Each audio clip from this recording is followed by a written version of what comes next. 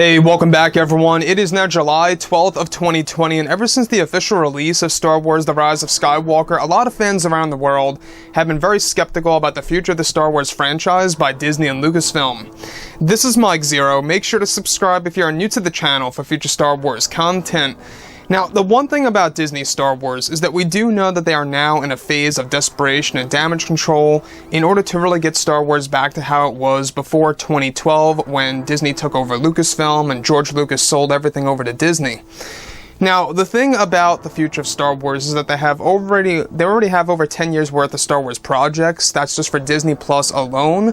That's just TV shows apart from actual movies, so let that sink in for a minute there. That just shows you how ambitious Disney really is in order to really get the ball rolling when it comes to Star Wars. Now, what's really interesting all has to do with Bob Iger and Bob Chapek's stance on Star Wars. What they're trying to do is that they're trying to reunite the Star Wars fans by including tons of iconic creators like Jon Favreau, Dave Filoni, George Lucas, Steven Spielberg as an executive producer for some of the projects out there, and others that are actually coming on board that are very well known.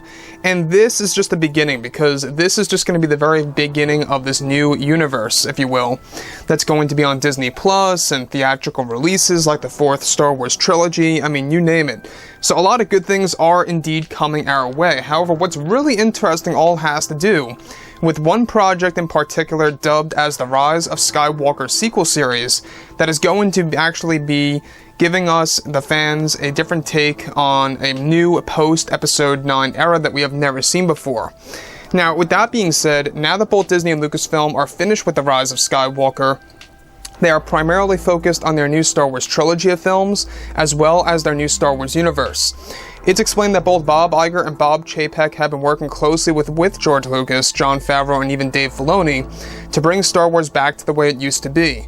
However, one of the projects that they are developing is the Rise of Skywalker sequel series that is said to be in animated form for Disney Plus with lifelike animation, where it's explained that George Lucas is going to bring all the Skywalkers back to life temporarily, including Ben Solo to fight off Palpatine in the series, where they are planning to give Ben Solo a older design by making him appear older with long gray hair in the new series later on in the show that will go throughout the ages. So think about that for a second, is that this show, this new series, is aimed to go throughout the ages, showing us Rey after the events of Episode 9 and getting older and wiser throughout the years, to the point where Ben Solo is going to appear in physical form in a different light. Now, though George plans for Ben Solo to be a part of Rey and her spirit, it's described that the power of the Wills, who are godlike beings, will unleash Ben Solo from Rey in her older years, where she will meet Ben Solo once again with a brand new design that fans have never seen before in the Star Wars franchise. They plan to give Ben Solo long gray hair in the series to make him appear wise, and that the series will also explain why Force ghosts can change their appearance in the Netherworld. The series is set to also dive more into the secrets of the Force as well as the Jedi, where not just that, but also the sequel series is aimed to give Ben Solo a host of new powers as well that will add more to the canon.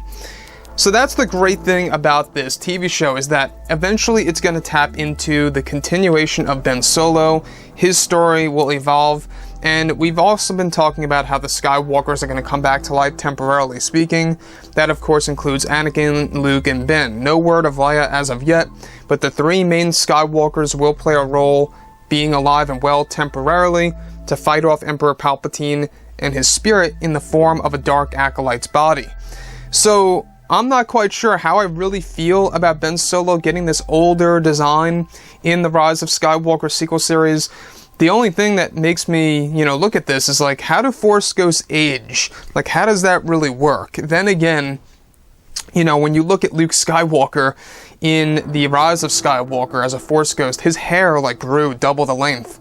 And, I guess Force ghosts can just change around their appearance, and that's just how it happens. They're going to explain all of that also in the new canon lore that's going to be connected to the series in the near future. So you can see what George, John, and Dave are trying to do. They're bringing a return of some of the iconic characters, giving them different designs, probably to not just, create something new, but it's also probably something for Disney to, of course, create more merchandise that people are going to buy, whether it be figures or whatever it may be, toys, right? Anything like that. Disney always likes to create new things. It's one of the main reasons as to why in the new trilogy they're aiming for one of the new villains, the Sith King, to have a curved lightsaber blade. This way you get a new variant, and it's also good for merchandising on their end, because a lot of the kids are going to want to get those actual toys now. So, with that being said, guys, like I've said before in the past, everything is sounding like it's going to really take shape here when it comes to the future, and if you guys did enjoy the content for today, do make sure to drop a thumbs up on this video to support the channel, and thank you all so very much for the kind support, and I'll catch you guys next time.